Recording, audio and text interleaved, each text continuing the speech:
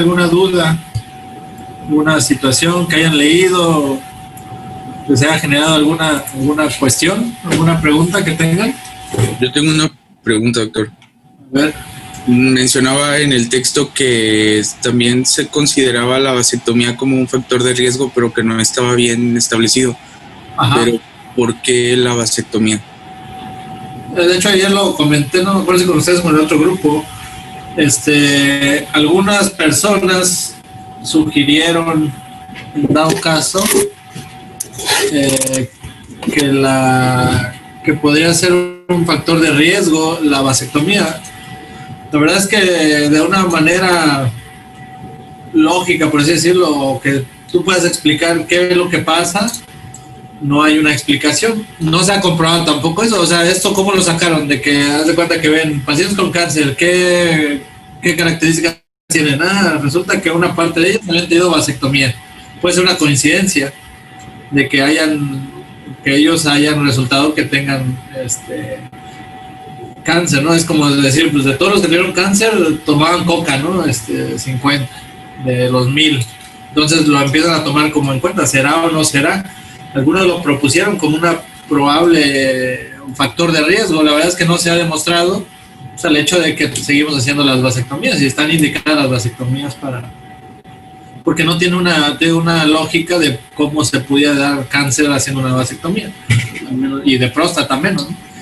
Entonces, digo, en ese aspecto no hay una relación clara o una justificación de por qué pueda causar cáncer, y hasta ahorita no se ha comprobado y no se, o sea, nosotros no los urólogos en general o una asociación general o algún país, ninguno ha aceptado esta parte, pues, de que la vasectomía sea un factor de riesgo. Pero sí, pues alguien en alguna situación observó ese detalle y lo comentó, pero eso es lo que establece el libro, que puede ser un factor de riesgo, pero hasta ahorita no se ha demostrado nada y no se considera un factor directo, pues, que provoque cáncer. A ver, aguántame tantito, déjenme contestar una llamada.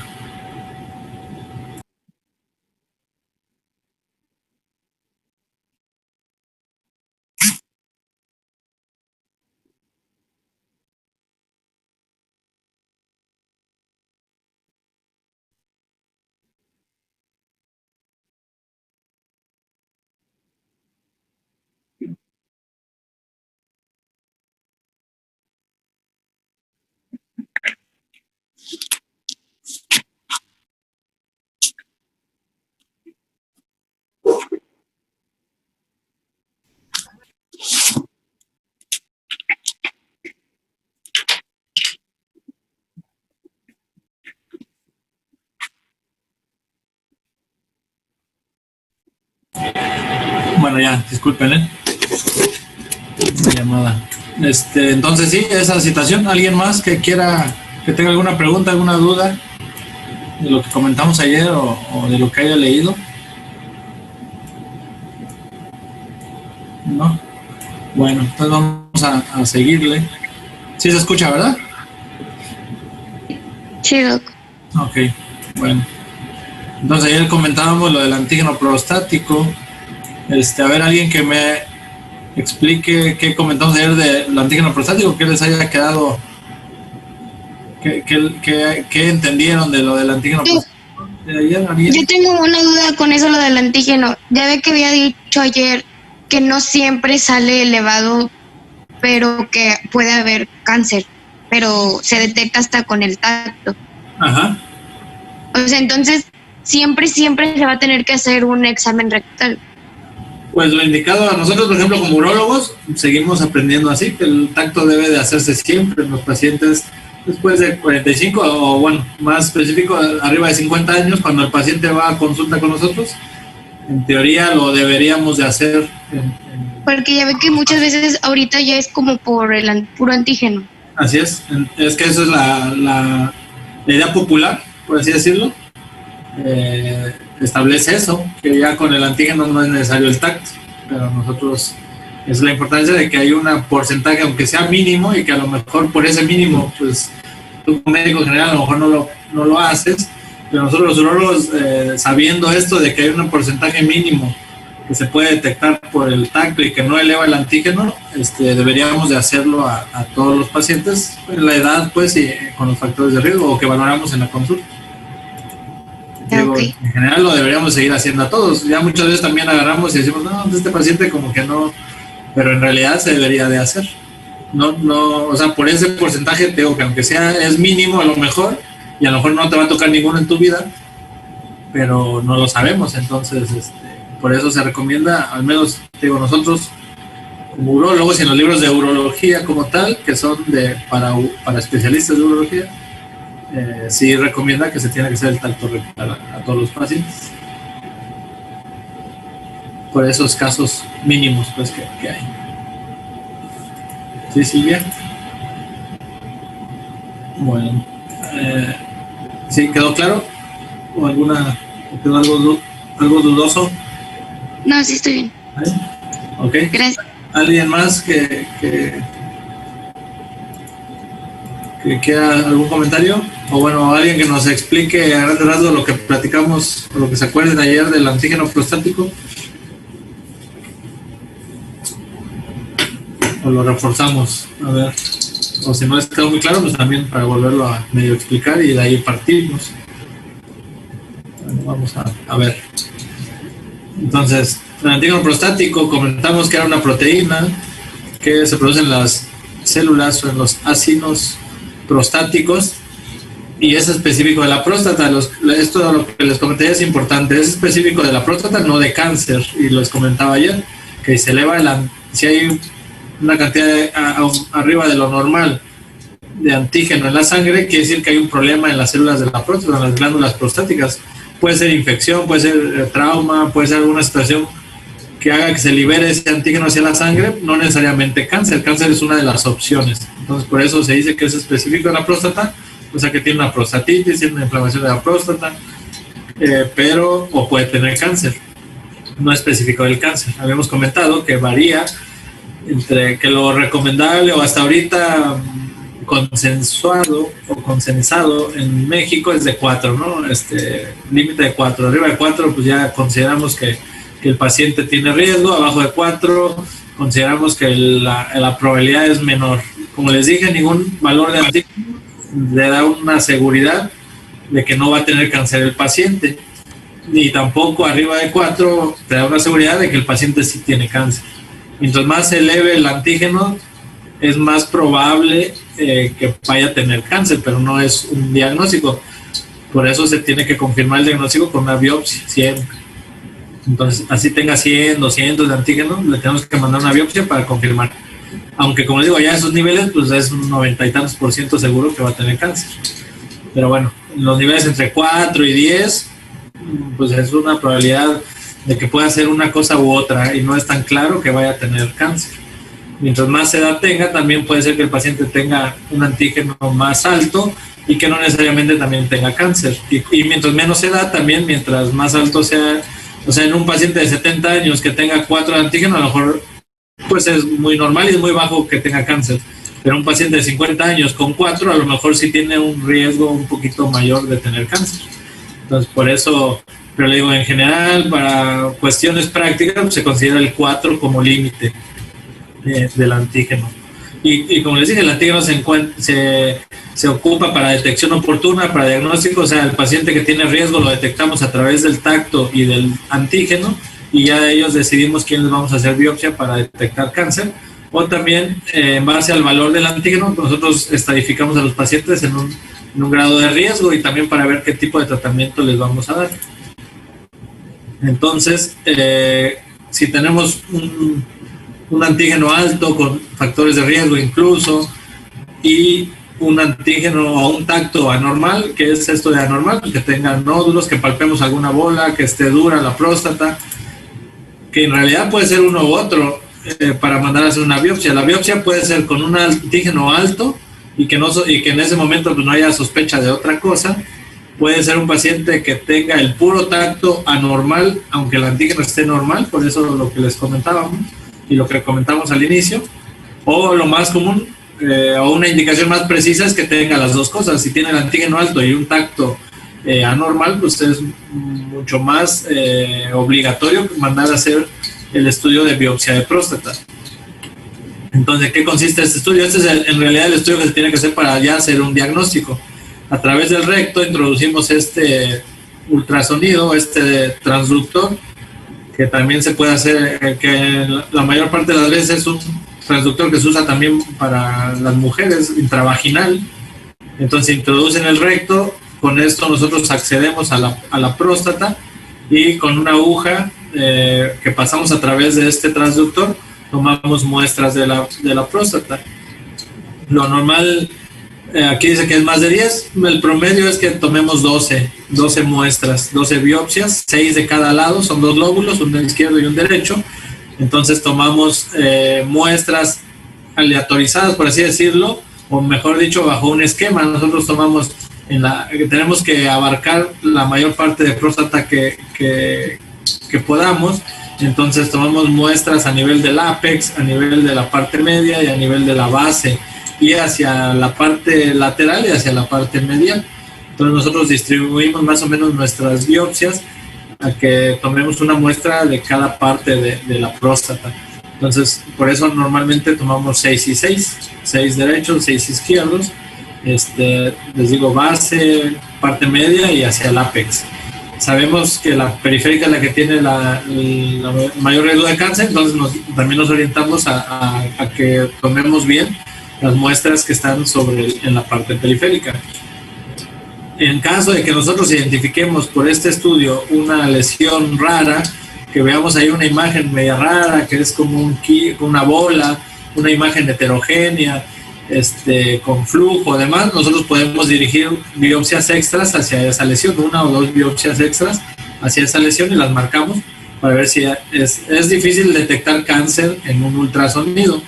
Entonces, normalmente las biopsias, a diferencia de otros casos de tumor, donde nosotros tomamos una biopsia del tumor, de una bola, en este caso, nosotros casi siempre dirigimos las biopsias de esa forma, esquematizadas, porque normalmente no vamos a ver una bola. El tumor puede estar ahí, pero sin generar una bola como tal. Entonces, así es como nosotros mandamos a tomar, salen como unos cilindros, y esos cilindros, que es como un rollito, un churrito, un cilindro, lo mandamos a estudiar, y ya el patólogo pues, nos va a decir si hay cáncer o no. Eso es lo que platicamos ayer de la clasificación de Gleason. Entonces, ya que mandamos la biopsia, el patólogo nos va a reportar esa clasificación, si es que tiene cáncer, si no, no, ¿verdad?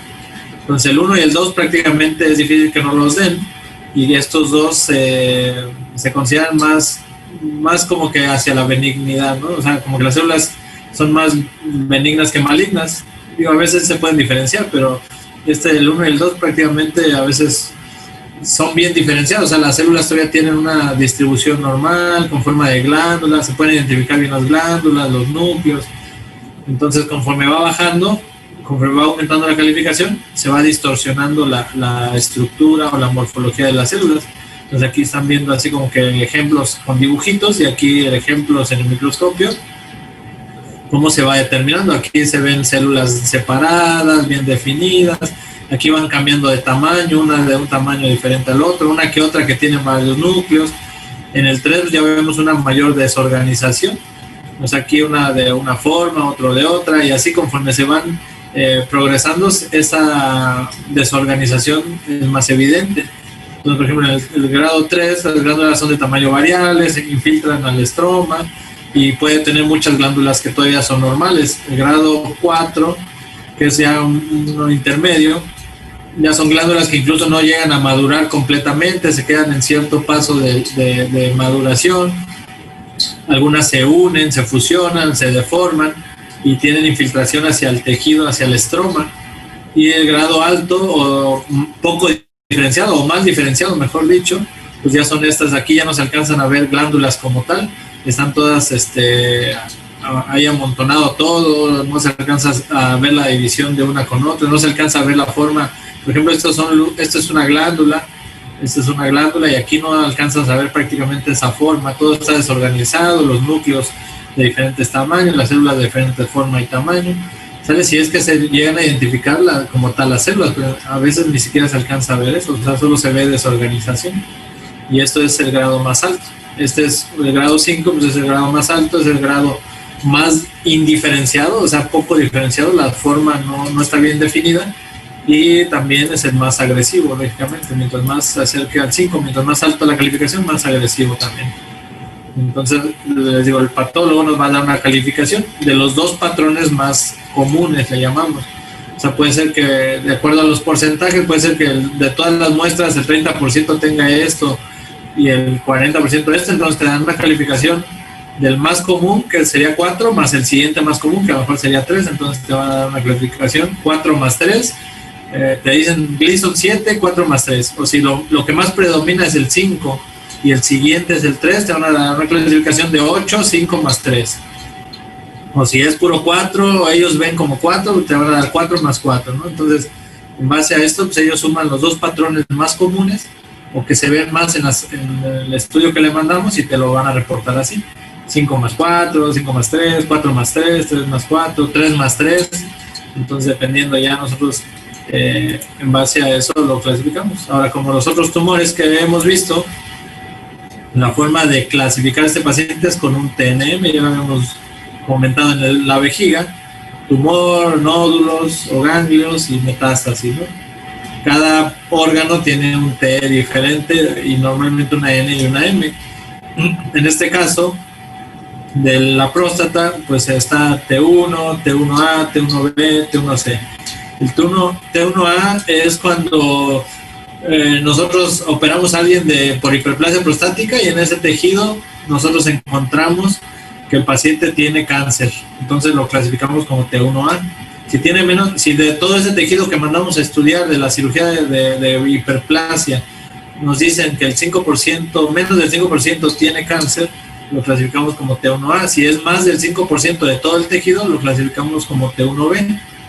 Y los pacientes que tienen T1C son los pacientes que nosotros mandamos a hacer biopsia porque tienen un antígeno alto y sale positivo. Entonces, si el patólogo en la biopsia que le mandamos nos reporta como cáncer, lo etapificamos como T1C, ¿sale? Ya los T2 y T3 quiere decir que el tumor ya está más avanzado. Por ejemplo, el T2, el paciente está el tumor está en la próstata, pero abarca esto, se puede identificar más, ya sea con el tacto, por ejemplo, que tú identifiques una parte de la próstata dura, un lóbulo nada más, o los dos, o estos ya se dan más cuando quitamos ya toda la próstata, en caso de una cirugía ya por el cáncer, y mandamos ya toda la próstata con todo lo demás, y es casi cuando podemos estratificarlo mejor todos estos siguientes. Normalmente cuando a un paciente ya lo identificamos con cáncer, antes de operarlo, de hacerle otra cosa, pues se queda como T1A, T1B o T1C, depende de que si lo detectamos por resección o por biopsia. Y ya les digo, casi siempre este es en base a cuando ya lo operamos completamente y le quitamos todo. Entonces, T2A es que abarca menos de la mitad del lóbulo. T2B cuando abarca solo un lóbulo, pero más de la mitad. Y T2C cuando abarca los dos lóbulos, derecho e izquierdo, los dos están tomados con el cáncer. Por eso les digo que, ya sea que en las biopsias te digan que de los dos lados, pero lo más común es que cuando mandas toda la próstata es cuando te dicen esto, en qué tanto abarca el cáncer. Lo tipificamos T3 cuando ya se rompe o cruza o atraviesa la cápsula prostática. Si es de un lado y solo rompió la cápsula que lo delimita, pues lo vamos a tomar como T3A. Y si invade las vesículas seminales, T3B. Y si el tumor invade a las estructuras que están alrededor, que no sean las vesículas seminales, sino que si invade hacia el cuello de la vejiga, el esfínter, el recto, o sea, los órganos alrededor de la próstata que no sean las vesículas seminales, lo vamos a tipificar como T4. Lógicamente, mientras más avance, es más agresivo y menos probable de curación. Con respecto a la N, pues solo tiene ganglios o no tiene ganglios, N0 o N1, y la metástasis aquí es M1, pero cambia. Si es a los ganglios, es M1A, si la metástasis o el cáncer se fue hacia los huesos, es M1B, y si es a otros lados, al hígado, por ejemplo, al pulmón, pues sería M1C. Entonces este es el TNM de la próstata, ¿vale? Digo, normalmente lo dejamos en un inicio como T1C o T1B, dependiendo de cómo lo identifiquemos, y ya que lo operemos, le quitamos todo, ya lo completamos y lo volvemos a estadificar en base a si es T2, T3, T4. O a menos de que sea muy claro en una tomografía que el tumor está invadiendo hacia otro lado, o que invadió el recto, algo así, ya lo podemos estadificar desde el principio como T4. El N y el M es por medio de tomografía. Por medio de tomografía nosotros encontramos estos, o en el caso de los huesos, como les comentaba, a través del gamagrama. Entonces, si ya tenemos la biopsia y tenemos los estudios iniciales, el antígeno, nosotros lo tipificamos en estos grupos de riesgo.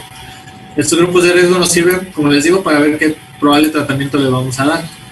Por ejemplo, si es un paciente con riesgo bajo, que es T1C o hasta T2A, con un Gleason de menos de 6 en calificación total y un antígeno menos de 10, pues este paciente 1, si es un paciente joven con una esperanza de vida muy alta, pues lo ideal es operarlo y lo más seguro es que lo vayamos a curar con una cirugía y que no va a requerir nada más. Si es un paciente ya muy grande de edad, con múltiples enfermedades y tiene un riesgo bajo, pues al contrario, ese paciente a lo mejor lo tenemos que vigilar nada más y no hacerle nada más. El riesgo es mayor si lo operamos o si le damos algún otro tratamiento a no hacerle nada, y a este paciente a lo mejor solo le toque vigilancia. El de riesgo medio, pues T2B o T2C, con un Gleason ya más de 6, o sea 7, y un antígeno entre 10 y 20. Estos pacientes hay que hacerles tomografía para ver que no tenga metástasis en los ganglios. Si se le hacen estudios y no tiene en la tomografía algún otro dato de cáncer en otro lado, estos pacientes lo normal o lo recomendable es que se operen y les va a ir, también tiene un riesgo, una probabilidad alta de que los curemos con la cirugía. Los de riesgo alto, estos pacientes son los que ya están, pues lo normal es que ya hayan avanzado la cápsula, que hayan roto la cápsula, que ya estén más allá de la próstata y ya estén en los tejidos adyacentes, aunque sea microscópicamente, que el Gleason es más de 8, les dije que ya de 8 para arriba pues ya son agresivos, ya son poco diferenciados o indiferenciados, y el antígeno arriba de 20 también ya se considera de alto riesgo. Este paciente lo podemos operar, le podemos ofrecer la cirugía, pero sí le tenemos que decir que la probabilidad de que lo curemos con la cirugía es más baja. Puede ser que sí lo operemos y le quitamos todo y todavía no avanzaba tanto, pero también este paciente tiene más riesgo de que le dejemos células tumorales o tumor alrededor y que progrese. Entonces casi siempre esos pacientes los operamos, y si en el diagnóstico, ya que les mandamos toda la pieza, nos dicen que el tumor estaba fuera de lo que le mandamos, pues les tenemos que dar otro tratamiento, ya sea radioterapia o un tratamiento hormonal que vamos a ver más adelante. Les tenemos que completar el tratamiento. Y esos pacientes de alto y de muy alto, aunque sean pacientes grandes, hay que darles un tratamiento. Les decía que si es de bajo riesgo o medio, pero es un paciente cardiópata de 80 años, a lo mejor no hay que hacerles nada.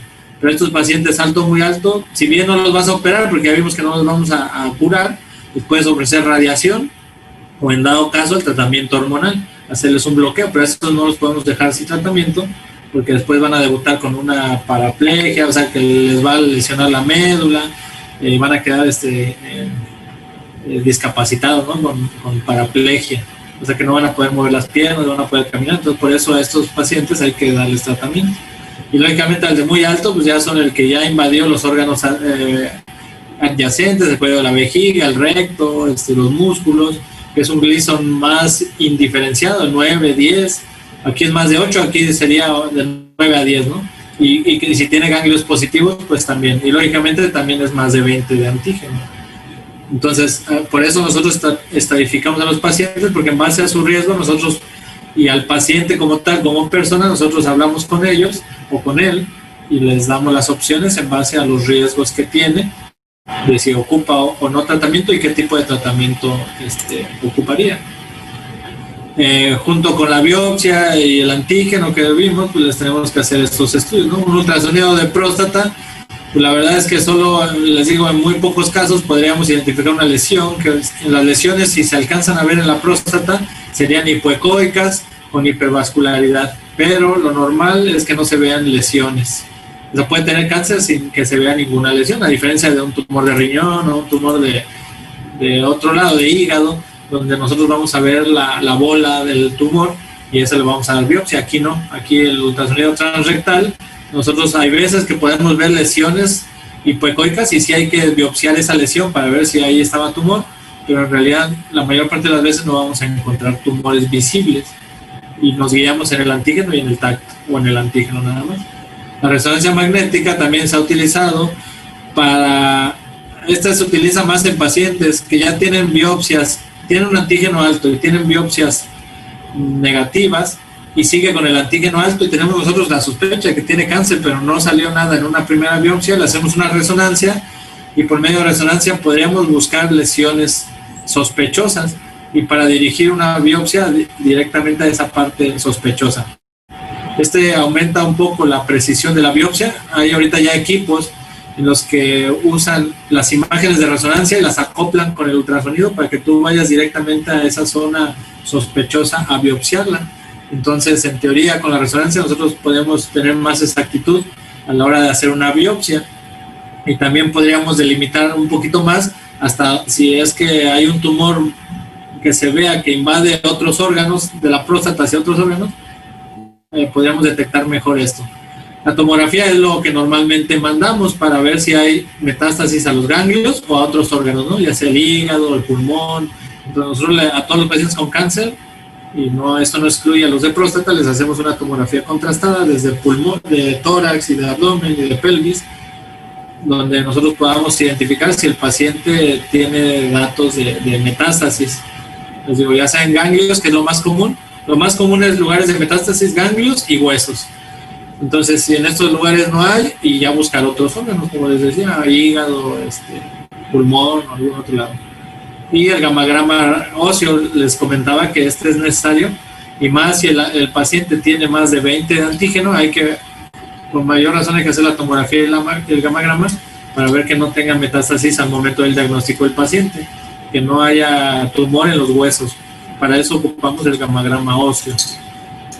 Entonces ya con estos son los estudios de imagen que nos pueden servir en dado caso para el tumor de próstata. Este es un ultrasonido transrectal, aquí vemos la próstata, esta es la vejiga, aquí vemos la próstata, esta es la zona periférica y esto de adentro es la zona transicional. Nosotros vamos a tomar las biopsias de próstata entonces dirigidas 6 de este lado, 6 de este lado.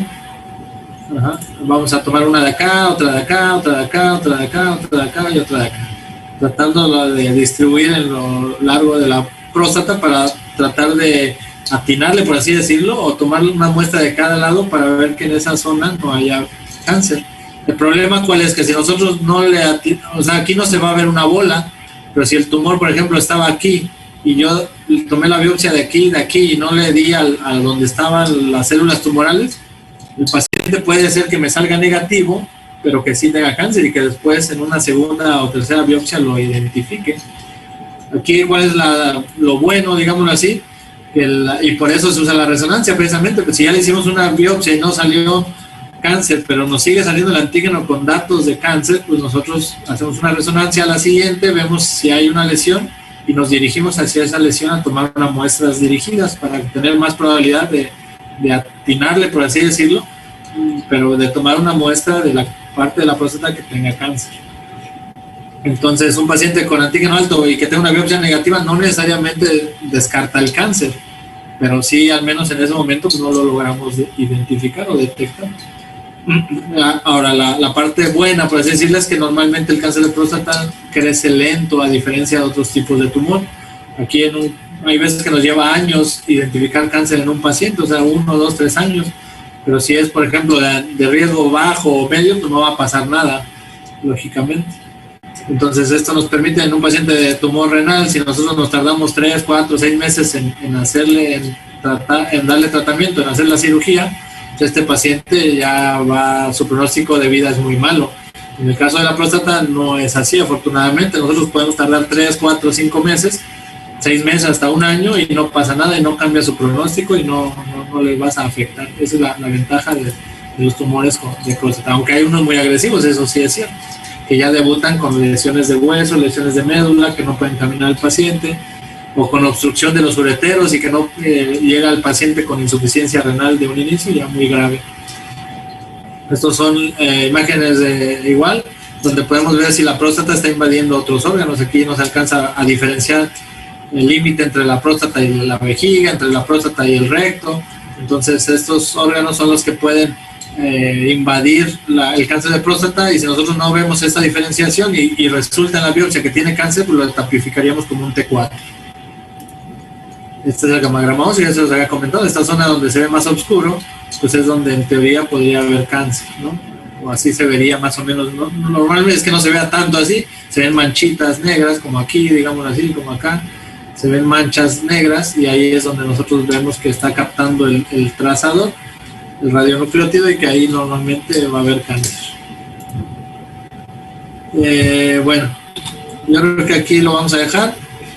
Ya vamos a hablar mañana de los tratamientos como tal para cáncer, ya qué le vamos a dar a cada uno o qué le vamos a ofrecer, a qué paciente le vamos a ofrecer cierto tratamiento, y bueno, ya las conclusiones, ¿vale? Entonces, ¿alguna duda? No. ¿No? ¿Nada?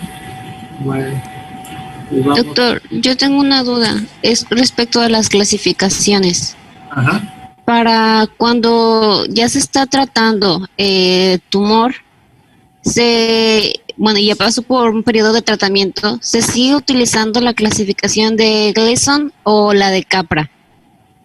No, mira, tú dices un paciente que tiene cáncer y le damos un tratamiento de cirugía o de radioterapia o de lo que sea. Sí. Ok, bueno, a esos pacientes normalmente los seguimos con el antígeno prostático. Pues ahí ya el TNM se queda en un principio, ya estadifica y demás. El Gleason es en el momento de la biopsia. El Gleason solo se ocupa para biopsias. Esa es la clasificación estándar o establecida para el cáncer de próstata. Entonces nosotros ya tenemos un Gleason inicial. Si nosotros, por ejemplo, tuviéramos que el paciente estaba bien y de repente empieza a progresar, el antígeno empieza a elevarse, está escrito que le podamos tomar otra biopsia y volverlo a tapificar, y seguimos usando el de Gleason. Lo normal que es pues, que solo una vez lo biopsiamos y lo vamos a operar, pues le vamos a quitar la próstata y lo mandamos a estudiar y nos van a dar un Gleason ya definitivo, y ya con ese Gleason se queda el paciente. O sea, ya siempre va a ser, a menos te digo que cambie algo y que requiramos, hay algunos manejos que sí requieren una biopsia después, pero lo normal es eso. O sea, le tomamos biopsia, nos dan un Gleason, lo operamos si es que es candidato, y ahí tenemos un Gleason ya final, y ya después de eso ya le vamos al tratamiento. Si lo curamos, ya nunca más lo vamos a biopsiar y ya no vamos a tener otro Gleason diferente. Pero siempre en las notas, pues casi siempre lo tapificamos, siempre lo describimos. El paciente tuvo en un inicio un T2 o un T1C, N0, M0 o M1, lo que tú quieras, Gleason 6 o Gleason 8, y ya eso se queda como el diagnóstico inicial, y ya después el seguimiento es en base a la clínica, en base a antígenos prostáticos. Normalmente es un paciente que tiene antígenos cercanos al cero, pues es que está bien manejado y que no requieren ningún otro estudio. Si ese antígeno empieza como a elevarse, pues ya es cuando nosotros decimos algo está mal, o está progresando, o recurrió en otro lado, tiene metástasis, y hay que volver a hacer estudios de todo. Tal vez ahí es donde justifica otra biopsia, volver a hacer otra tomografía, a ver si no encontramos tumores que no había antes. Si ya tenía tumores en los huesos y le demos tratamiento y lo controlamos un rato y vuelve a elevar el antígeno, tenemos que hacerle otro gammagrama a ver si no ya progresaron las metástasis. Pero bueno, normalmente el Gleason es el que se ocupa para estadificar la biopsia o la pieza final, y normalmente ya con ese Gleason se queda. Digo, solamente que ciertos pacientes, en ciertos casos muy específicos, se vuelve a hacer biopsia, pero la verdad es que es raro. Normalmente ya con ese tratamiento ya lo manejamos, o ya nos sirve para manejar el tiempo de más. No sé si más o menos contesté lo que querías. Sí, doctor. ¿Sí? Ya entendí. Pues esa, Los Gleason solo es para patológicos, histológicos. ajá, detección del antígeno, y pues la de Capra ya casi no. ¿Mandé? La de Capra entonces ya casi no se utiliza. No, de hecho el que se utiliza es el Gleason, ese es el estándar. En todo el mundo, las publicaciones, si tú hablas con otro urólogo o con un oncólogo, le vas a decir que es un Gleason tal, y nos vamos a entender, a un patólogo, nos vamos a entender todos en todo el mundo. La otra clasificación ya no se utiliza para fines prácticos, pues, o incluso de publicación. Ok, doctor, gracias. Bueno, tenemos 2 minutos. ¿Alguien más? Doctor, ¿el deterioro de los pacientes con metástasis está relacionado con el tratamiento que tenga o eso es independiente? O sea, al momento de tener metástasis es que ya tiene un mal pronóstico. Tiene mal pronóstico para curación.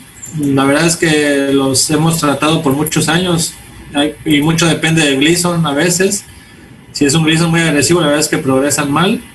Si tiene 10 o 9 de Gleason, les va mal con el tratamiento que le demos. Hay algunos pacientes que tienen metástasis, pero los controlamos muchos años y no tienen molestias, no tienen dolor, no tienen nada. Pero al final de cuentas no los vas a curar a esos pacientes, eso sí es un hecho. Y ya el pronóstico es malo, varía, ¿no? Puede ser que los tengamos 10 años con tratamiento y no pasen y fallezcan después de 10 años. Un promedio normal pues es a 5 años, ¿no? 4 años. Pero te digo, todo depende de qué nivel estamos, o sea, qué tipo de metástasis, si las metástasis solo eran poquitas en huesos, si eran muchas, si tenía el hígado, ganglios, pulmones, todo depende de qué tipo de metástasis, qué nivel o qué cantidad de metástasis incluso, y qué Gleason tenía y qué antígeno, o sea, todo depende, en estos pacientes todo influye. Pero la mayoría, afortunadamente, en los estadios iniciales y en un tumor de 6 de Gleason, de 7, con un antígeno entre 10, abajo de 10 principalmente, o entre 10 y 20, tienen muchas probabilidades de que les vaya bien. Los puedes manejar con cirugía, radiación, incluso quimioterapia, ¿no? Okay. Bueno, pues ya yo creo que mañana nos vemos, estudien, las dudas que tengan mañana las comentamos y bueno, pues nada más, ¿vale? Cuídense, mañana.